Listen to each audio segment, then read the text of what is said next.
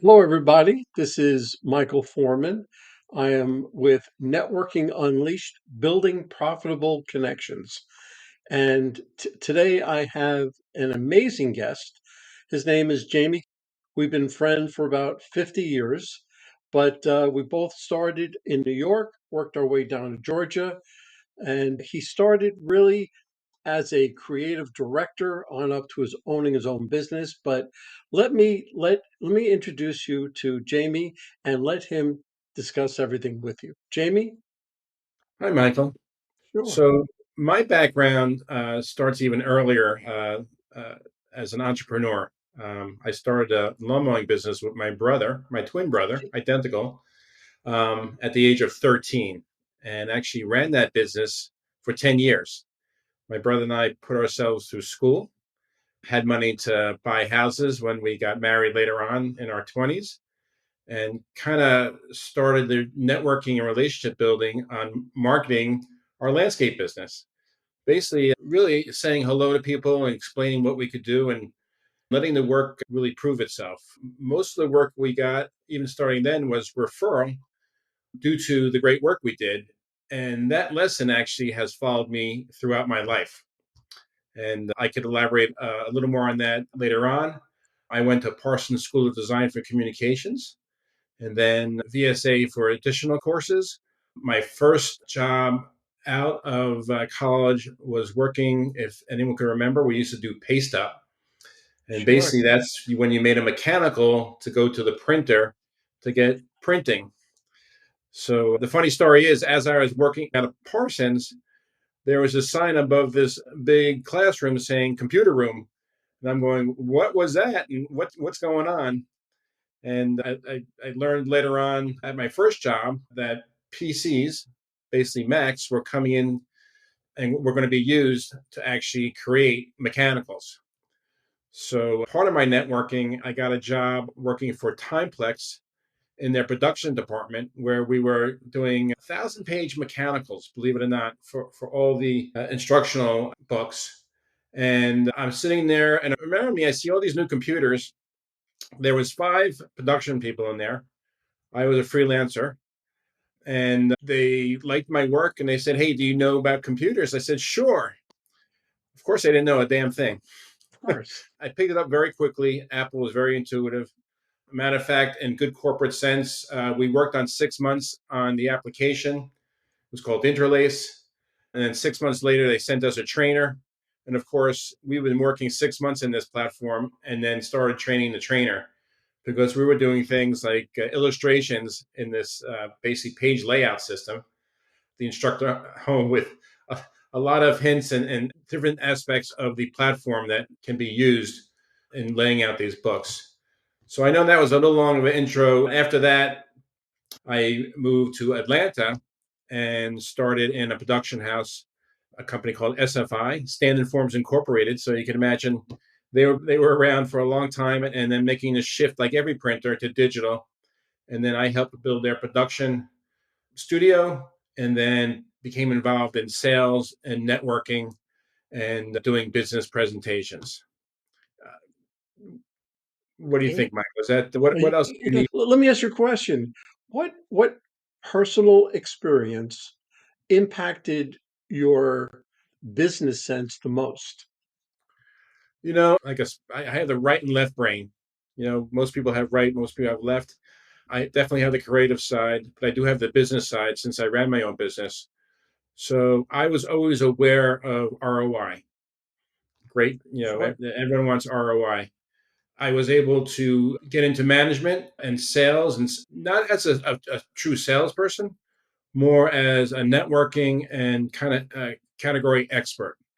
So I would be brought in at the end to close the deal because I could speak to the marketing, I could speak to the business, I could speak to the strategy, the planning, execution, activation, and how all that happened.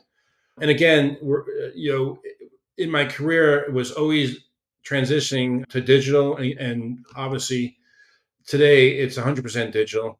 But still, back 20 years ago, it was a combination and evolving that, and then getting into social media in the past 10 years and working that, how to make themes and campaigns and actually reach the market and reach the people using my network of people to do that. So everything I've done, it's been a team effort. And not only did I network to get business, I networked to have freelancers, everything from writers, Sure. video production, illustrators, photographers. So it takes a team, just like any movie. If you see a Yeah. thousand names when it's in the credits, it does take a team to put together a good campaign, follow through, and then report back on success. Well, that's interesting. But with everything you've done, what do you think is your biggest or was your biggest challenge, and how did you overcome it? Sometimes the biggest challenge is internal with the sales force, because they are always afraid of something new and something that they can't control or manage. So that would be my biggest hurdle of them selling marketing, because it's kind of vaporware. It doesn't exist. You could talk about it, but it has to be created. It has to be a collaboration with the client and the salesperson and the production team. So that's probably the biggest hurdle of trying to get people to understand how the new technology works and the investment and follow through. So there's always been a fight of budgets that continue today. It's just expensive, and you have to have the fortitude to do a campaign. When I mean a campaign, it's more than just one social media trying to go viral. It's a year or 18 months of planning and then responding to that and measuring and every quarter changing and pivoting if you have to. One client, we did a kickoff and realized the messaging in the beginning was just slightly off. And we made a few adjustments and it exploded. So just knowing to look at the data, seeing what's coming through, and then pivoting is also very important.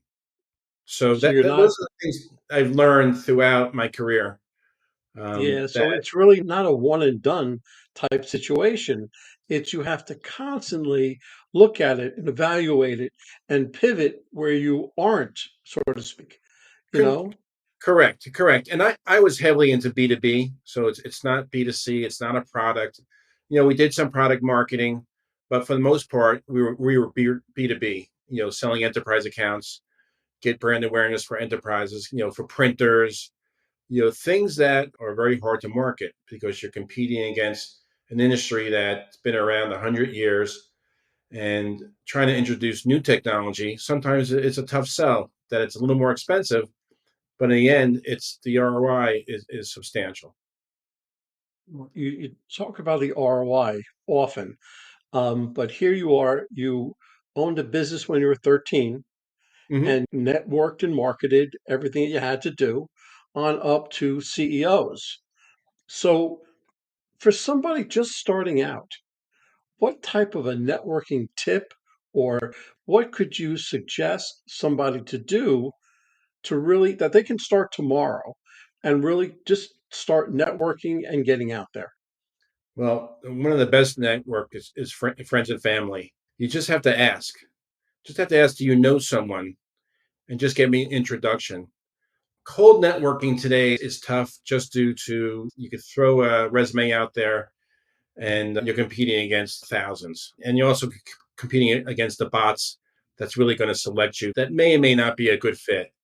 So, starting with friends and family, even after graduation, following your friends and where they're going and looking at their network, you're asking to share that network.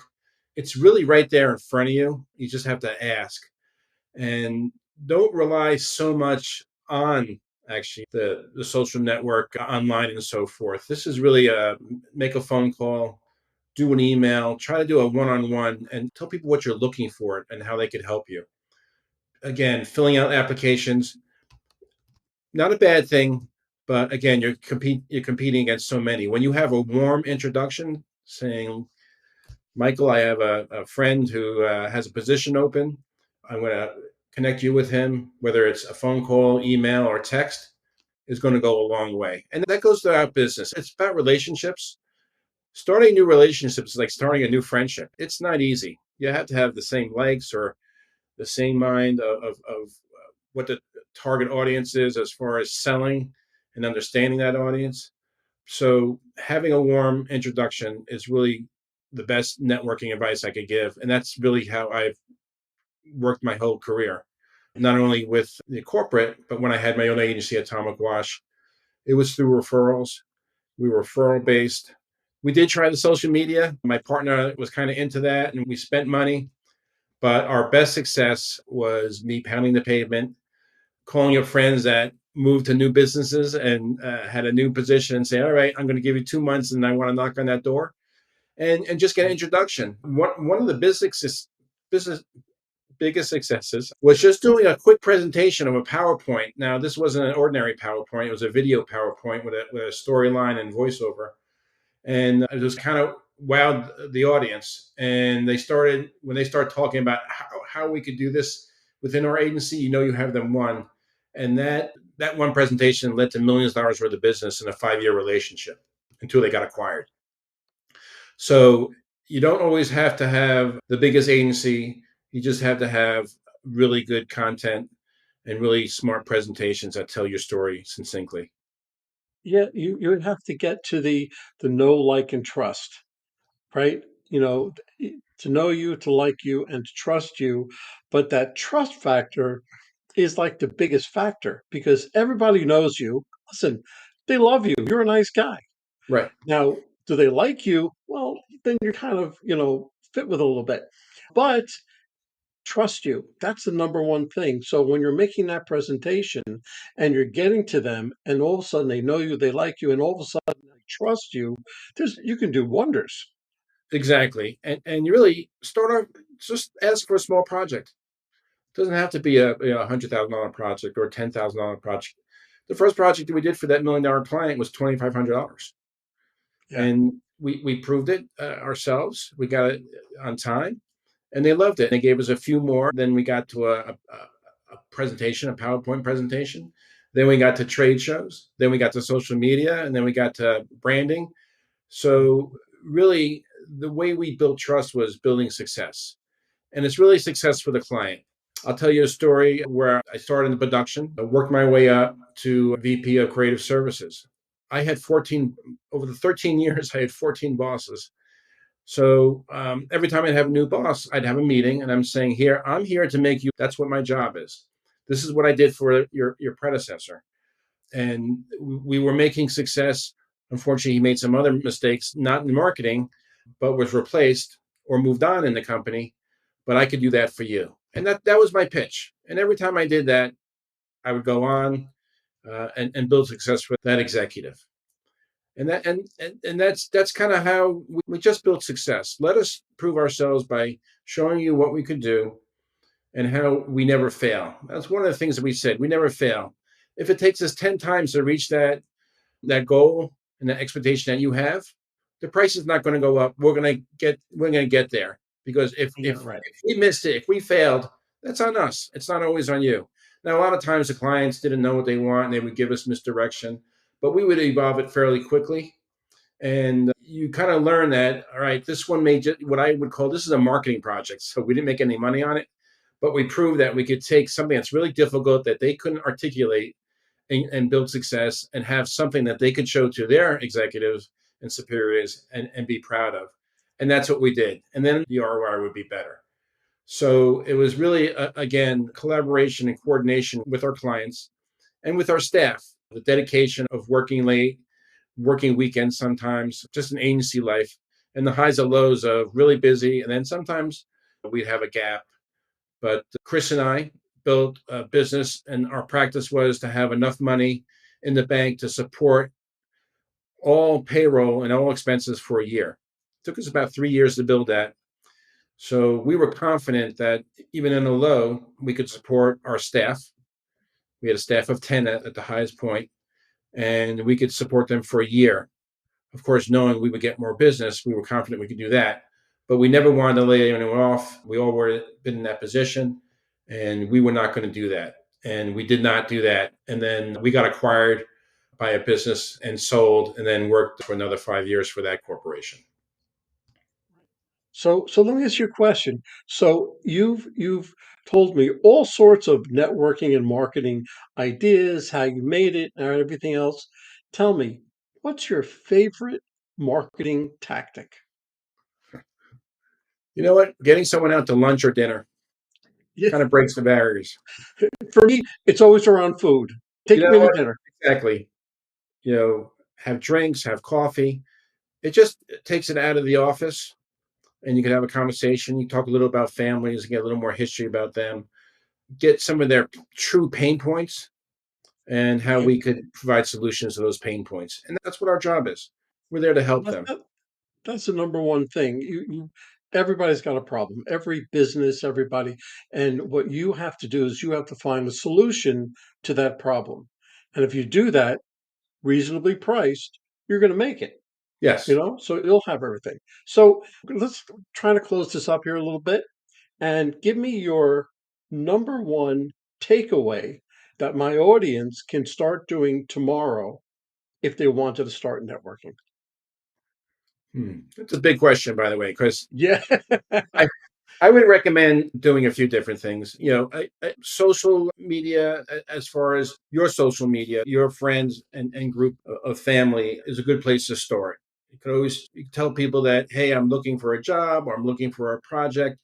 This is my skill set. Just get me introduction. That's really again, I'm going to really harp on that. The other one I would recommend, depending on where you are. Now, I'm coming from a creative aspect, right? I would get a headhunter if you're looking for a higher level position, because they really could actually position you for a project as freelance headhunters or a full time position.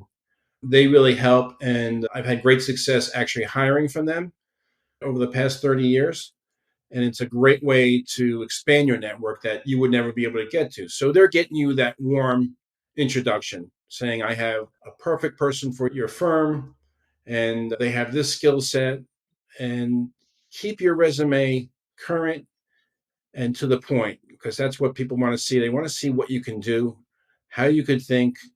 And I was always looking for thinkers, by the way. That was my main thing when I was hiring people. I could always train someone to work on a platform, but I can't train them to think. So if you can think and show them that you could think, you will be hired because that's what they want. Thinking is problem solving. And if I get someone to solve a problem, I could sell that, whether it's design, whether it's a trade show, whether it's promoting a new product or how to promote a new product. If I get someone to offer a unique view on how to sell that, that's a winning networking proposition. So when you speak to people, you just can't say all the successes I had. You tell them how you did the success, almost like a case study of yourself. That's going to help people how you came up with it. And by the way, show them the sketch that you started. If you started on a napkin, great idea. I do that all the time. We even go back sometimes and say, hey, because we sketch on the whiteboard and then we don't take a picture. And we say, we should have taken a picture. So if you did it from a sketch, just show them this is where I started and here's the end result. Whether it's a paper, whether it's a magazine ad, whether it's a video, whether it's social media, show them how you developed that kernel of an idea and actually expanded it to actually promote the product or service the client was asking for. And people like that. That's what I look for when I'm hiring. Yeah, So if you could show me I the would say process. absolutely, absolutely. And that's what I was looking for also. When I was hiring, I would also look for the same thing because I can teach them how to use a piece of equipment or how to do anything else, but you can't teach them to think. You Right. can't do okay. Right. So, Jamie, let me ask you a question. Hmm. If somebody was interested in Jamie Kasman, how could they get in touch with you? They could email me at jamiekasman@gmail.com. Okay, okay, Everyone's good. surprised. You were able to get that? Yeah. Jamie, JamiekAsman @gmail.com. And I'll get back to them. And even if they're just asking for advice, anyone in your audience needs help, feel free to email and I will get back to them right away. Great. Jamie, I want to thank you. You are a wonderful guest, and I look forward to talking to you again. Thank you, Michael. Okay. Bye bye. This has been another episode of Networking Unleashed, building profitable connections. First of all, to all my brethren there, all the veterans of these United States, thank you for service. Second, if you'd like to offer your support, I always give to Tunnels to Towers. That's T2T.org. Thank you.